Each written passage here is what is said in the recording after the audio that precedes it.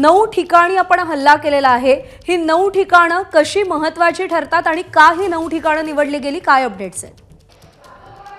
प्रज्ञा, मी ना ह्याच 9 ठिकाणांसंदर्भातली आता आलेली माहिती देतो।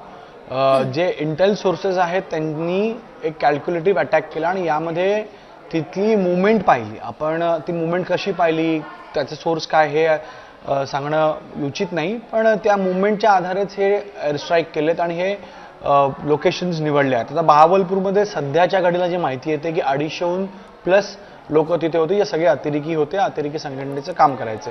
मुरिदकीमध्ये 120 प्लस लोक असल्याची माहिती आहे। तर मुझफ्फराबाद, जिथं अटॅक तिसरा पॉईंट ठरलाय, तिथे 110 ते 130 अतिरेकी असल्याची माहिती आहे। तर कोटली या भागामध्ये 75 ते 80 अतिरेकी होते, त्यांची मूवमेंट होती असं सांगितलं जात आहे।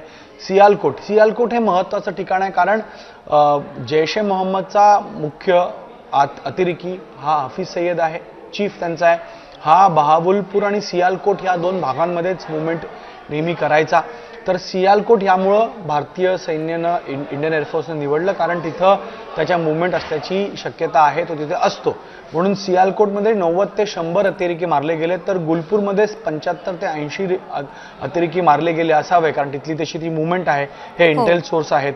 बिंबरमध्ये 60, तर चक अमरूमध्ये 70 ते 80। तर जर असा हा आकडा पाहिलाय, कारण हे आता इंटेल सोर्सेसवरती आहे, पण यामुळेच हे टार्गेट निवडले गेले होते, कारण तिथं मूवमेंट होती, तिथं अतिरेकी होते, एवढ्या मोठ्या संख्येत होते, तिथं काम सुरू होतं। भारताविरुद्ध पुन्हा एकदा हल्ला करण्याची टार्गेट तिथे निवडलं जात होतं, म्हणून हे सगळे 9 टार्गेट बरोबर आहे। या सगळ्याच्या अनुषंगानेच हे 9 ठिकाणं अत्यंत महत्त्वाची ठरतात। गणेश, थोडंसं थांबवते। Major general Anil Bam sir सध्या आपल्या सोबत आहेत। सर नमस्कार। खऱ्या अर्थानं गुड मॉर्निंग म्हणावं असा हा क्षण आहे, अत्यंत अभिमानाचा। एअर स्ट्राईक झालेला आहे, आपली पहिली प्रतिक्रिया या संदर्भात? एबीपी माझा, उघडा डोळे बघा नीट।